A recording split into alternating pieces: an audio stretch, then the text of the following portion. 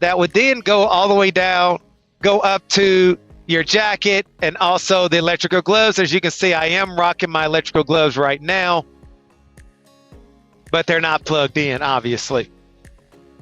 So I normally would rock that when I know I'm going to be traveling, and I may have a lot of the weather will be dropping, especially with elevation and those type of things. So if my hands start to get cold, I'll just put on my jacket or something like that. But I don't necessarily get cold that easily.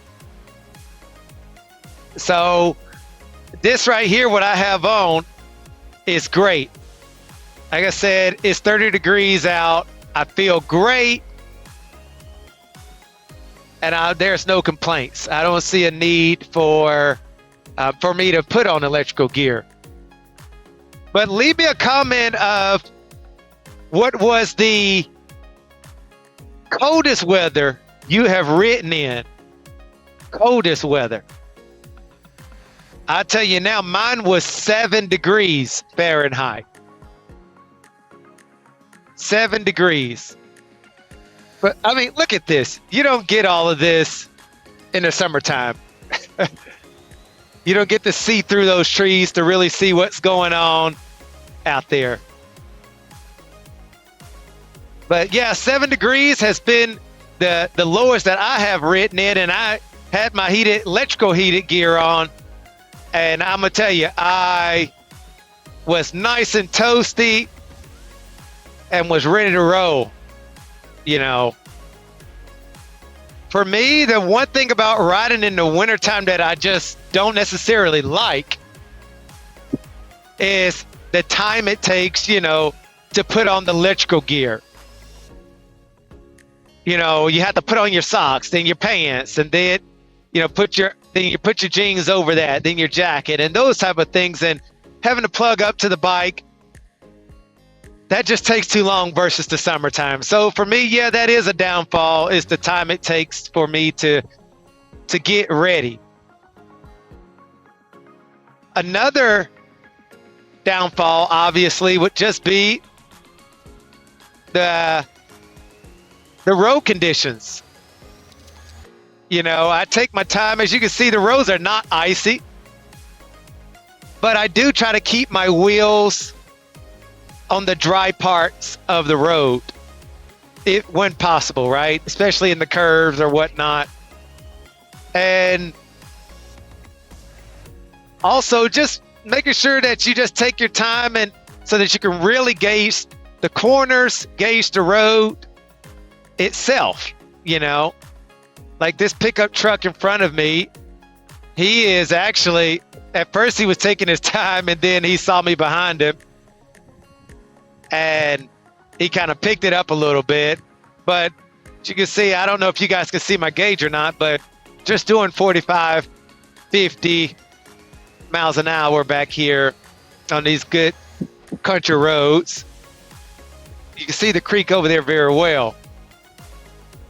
One of the pros that I would say of riding in the winter is being able to see the actual mountaintops. You can in the summertime see the peaks and how the mountain really is cut, and the rocks and those type of things in the mountain, because they're covered up by all of the leaves and the trees, right? The thickness of the greens. Versus in the wintertime, you can really see that. So that's one of the pros of riding in the wintertime. And the beauty, because there's beauty in everything, right? On God's green earth, in my opinion, you can look at the beauty in everything. So whether it's from, the summertime and the weather and hanging out with the guys and the girls and your nice, t-shirts and those things, to the wintertime, to the fall, seeing the leaves changing, which I love to see that. To the spring where, the weather is nice and warm in the afternoon, but kind of a little bit of a chill in the mornings, also seeing the leaves starting to come in. So, there is a pro to all of the different weathers and the different seasons, right? So, like I said, I really do enjoy riding year round. This Gold Wing right here, my '06, I have 140,480 miles on this bike right here.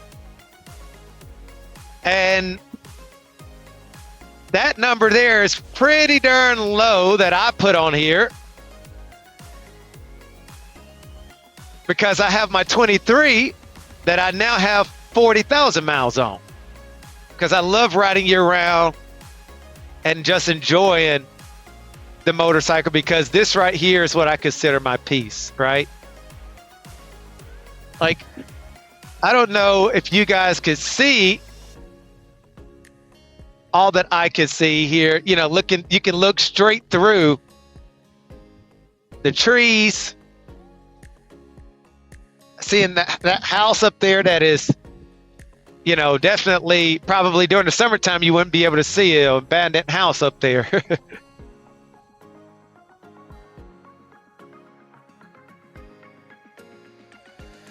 So yeah, let me know. How many of you are out there still riding?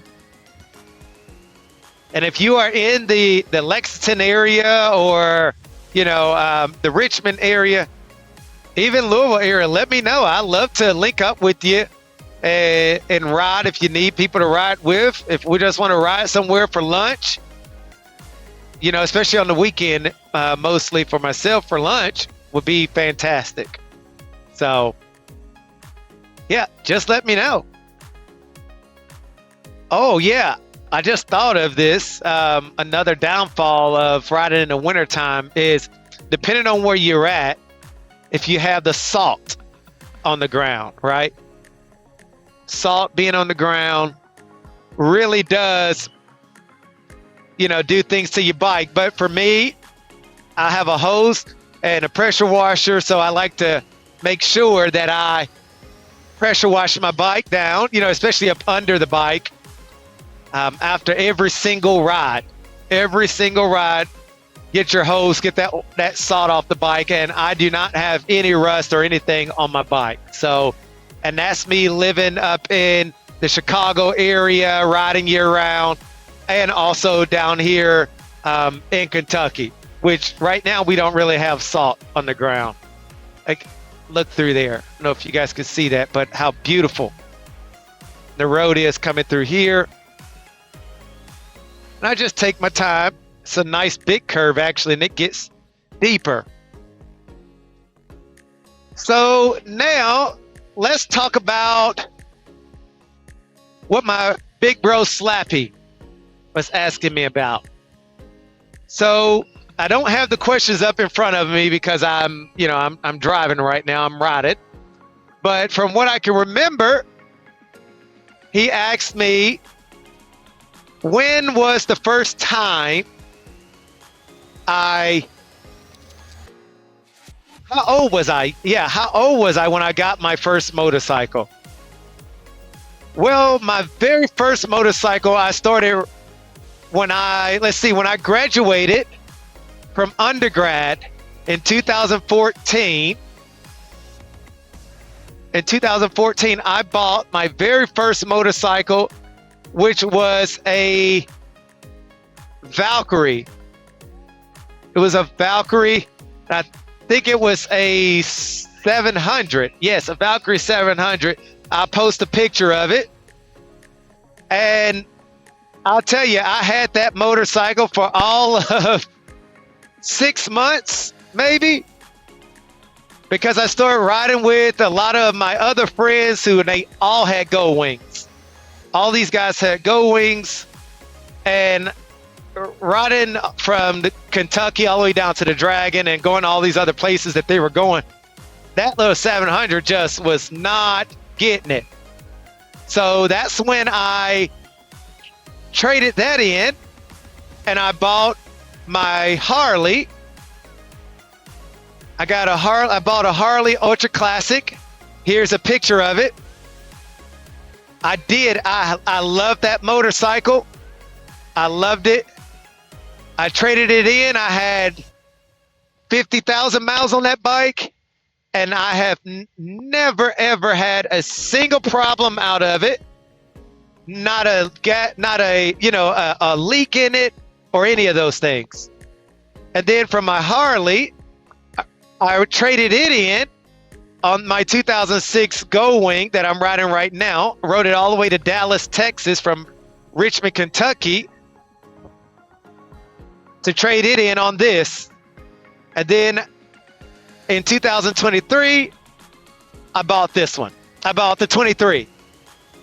So that is the bikes that I had there. So I was 21 when I first got my first motorcycle. And I think another question he asked me about was my first trip over 100 miles. That was definitely riding to the Dragon and back.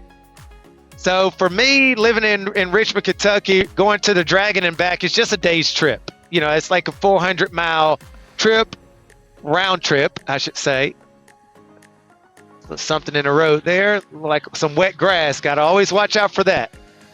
That stuff can be very slick when it's wet. So yeah, riding down to the Dragon was my first.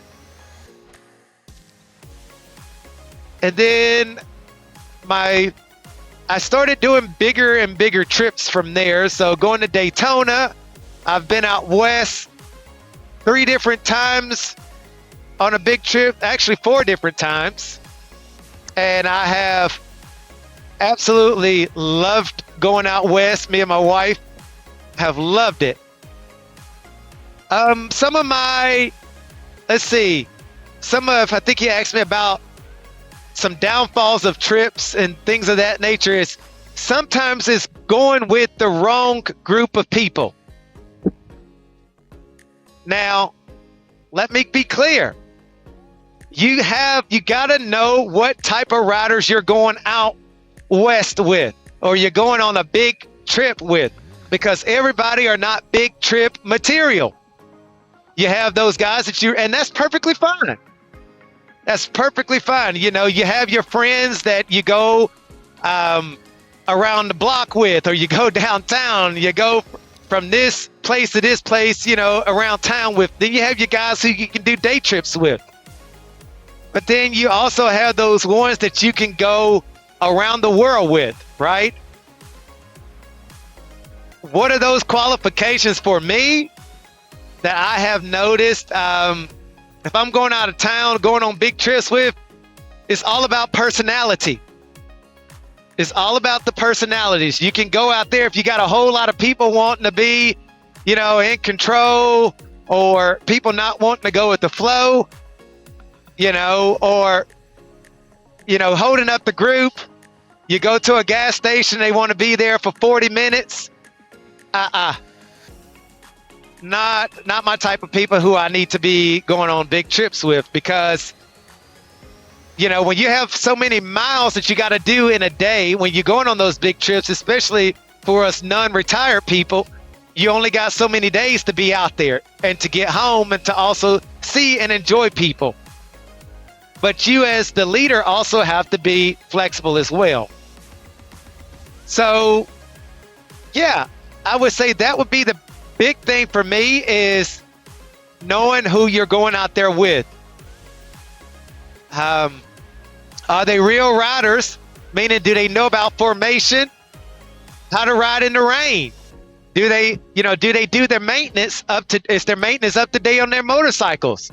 Because you got folks who get out there and, you know, they don't know how they don't do their maintenance, and then, you know, you're 1,000 miles from the house and they have a breakdown due to owner's error.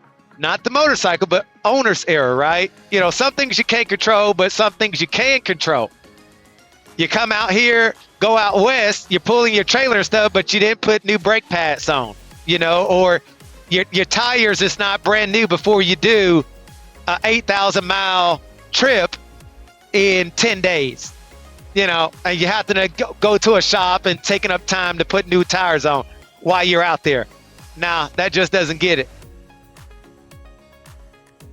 So some of the things that I like to pack when I do go on a big trip is everything. I always be conscious of, weight and those things, but I have my Escapade trailer, so I'm not trying to take, my entire house, but you just got to be prepared for everything, right? Your tire plugs, a tire compressor, so if you're in nowhere, you get a flat. I always bring a gallon of gas. I fill that gallon of gas up before I leave my city, my home city. When you first fill up that bike before you take off, put that sucker in your trailer at the very front and hope to God you don't have to use it. I have had to use my gas tank, my extra gas can before. While riding with you, Slappy. While riding with Slappy, I ran out of gas because, out west, that's how it is. You just got to be prepared though, right? Make sure you have your heated gear. Make sure, even if it's in the summertime, bring gloves. When you get to different elevations, you need to make sure you have that, right? Because it will drop down to 30 degrees out of nowhere. I'm telling you, I've been there, done that, right? Let's see. Of course, a little jack. I have done that before. But my trailer comes with a jack. So, you have your jack just in case your trailer gets a flat tire, right? Which on Escapade, they come with a backup anyway. A spare tire. Let's see. What else did he ask me? Let's see. Am I missing anything else for the essentials that I pack? Oh, cooler. A cooler. Me and my wife always bring our cooler. We put our waters in there. She always goes to Walmart or the Dollar Tree beforehand, before we ever leave to go on a trip. And she gets all the snacks then, put them in the trailer, keep them nice and cool, so that they don't melt, and have water to stay hydrated. That's important also. So those are things that I always do outside of your maintenance on your bike. Make sure your bike is ready. Oil change, always do an oil change, and check your final drive oil also. People always forget that.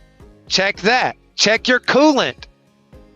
Check your coolant levels, because you may be in the desert in 1 minute when we were going through Death Valley, so that your bike don't necessarily overheat.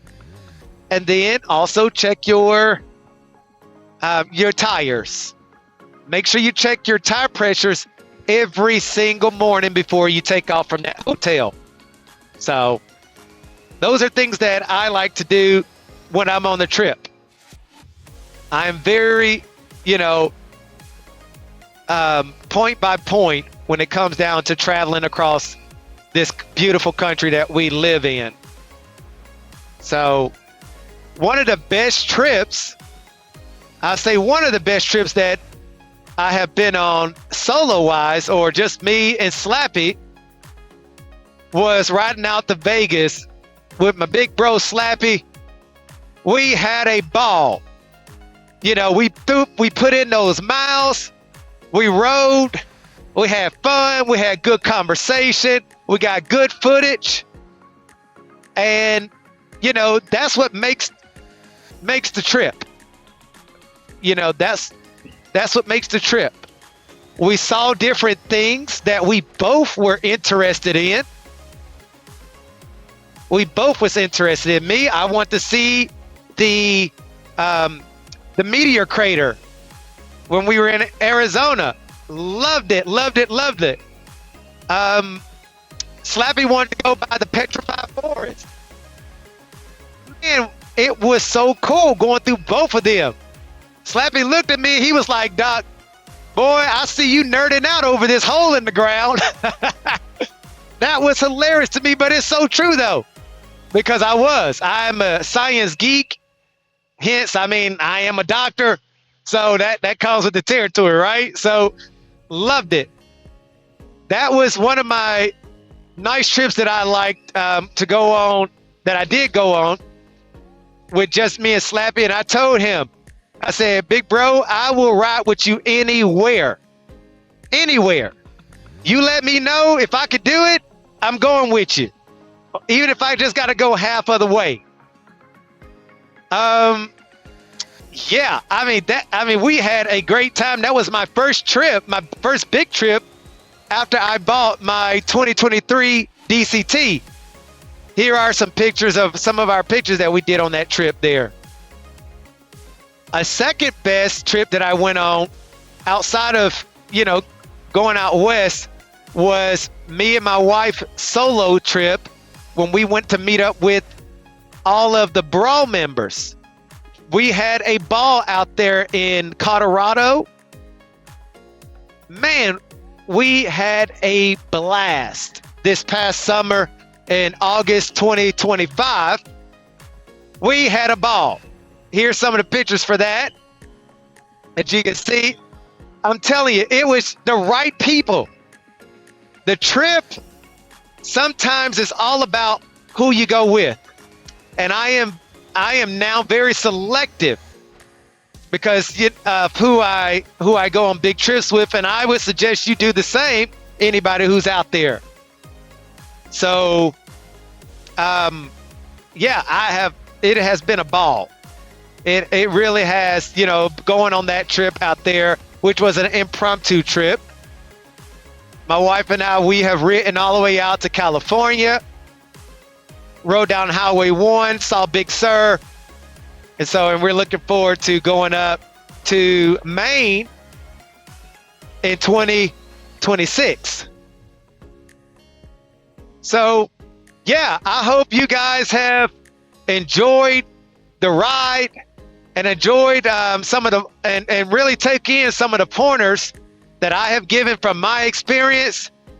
And big bro, Slappy Adventures, thank you so much for, reaching out to me and showing the respect to me as a rider, one that may be young, but also have a lot of experience out here on the Gold Wing and just out on the road in general, big bro. The respect is mutual. And hey, let me know when the next trip is. I try to be ready. Y'all stay safe out there. Peace.